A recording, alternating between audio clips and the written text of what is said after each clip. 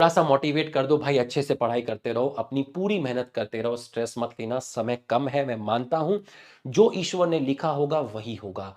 ठीक है, दो ही चीजें होंगी, या तो सिलेक्शन होगा या सिलेक्शन नहीं होगा, और कुछ भी नहीं होगा।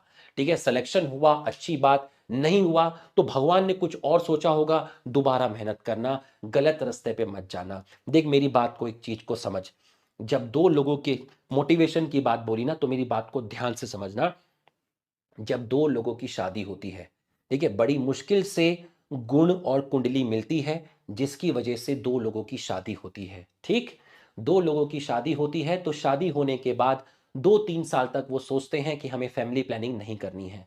उसके बाद 2-3 साल के बाद वो एफर्ट्स लगाकर एक म्यूचुअली डिसीजन लेकर ये डिसाइड करते हैं कि हमें फैमिली प्लानिंग करनी है।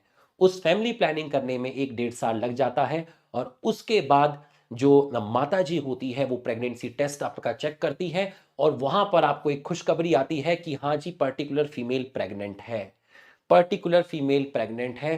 पूरे रिश्तेदार, पूरे गांव में जश्न मनाया जाता है कि लेडी प्रेग्नेंट है, क्योंकि एक नई जनरेशन जन्म लेने वाली है, नई जनरेशन आ रही है। वो जनरेशन मां के पेट में 9 महीने तक रहता है, 9 महीने बाद वो बच्चा निकलता है, लेकिन मां उस बच्चे की परवरिश 9 महीने पहले से ही करना स्टार्ट कर देती है। उसको खाना, उसको पीना, सब जो मां खाती है वो सारा का सारा खाना बच्चे के अंदर जाता रहता है। 9 महीने तक उसकी अच्छे से परवरिश की जाती है पेट के अंदर। दुनिया भर के टेस्ट कराए जाते हैं कि बच्चा स्वस्थ है या कैसा है।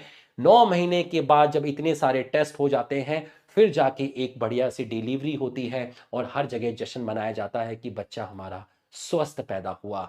उसके बाद ये बच्चा धीरे धीरे बड़ा होता है, स्कूल जाता है, माँ बाप स्कूल की सारी ज़रूरतें पैदा पूरी करते हैं। कभी ये बच्चा बीमार हो जाए तो माँ बाप रात में हॉस्पिटल लेके जाते हैं।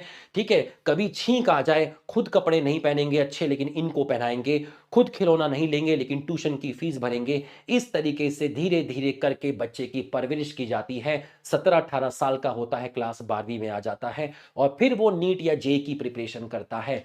और अगर उसका नहीं हुआ तो कुछ कुछ कुछ चंद बच्चे होते हैं जो गलत स्टेप पे चले जाते हैं। एक बार सोच कि बच्चा कैसे पाला जाता है, कैसे बड़ा किया जाता है, कम से कम माँ बाप के बारे में सोचना। तो मेरा कहने का मतलब यह है, जिंदगी में कभी भी गलत कदम मत उठाना।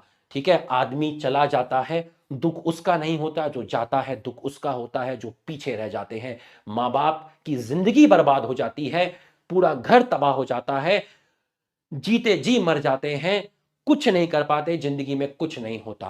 ठीक है, मैं भी डॉक्टर नहीं हूं, मैंने भी तैयारी की थी बट नहीं हुआ। ठीक है, तो हमने कोई गलत कदम नहीं उठाए। अपनी मेहनत कर, ईश्वर पर विश्वास कर, और अपना एफर्ट्स लगा। होगा अच्छी बात, नहीं हुआ फिर प्रिपरेशन करना। एक समय आया तुझे लगा तुझसे नहीं हो रहा, कुछ और कर। पर मेरे छोटे भाई बहनों, कोई भी गलत चीज मत करना। ठीक है, एक बच्चे ने कहा था मोटिवेशन दे दो, तो मैं अपने आप को रोक नहीं पाया, मैंने आपको बोल दिया। आप मेरी बात से सहमत हैं तो एक बार दिल बना दीजिए।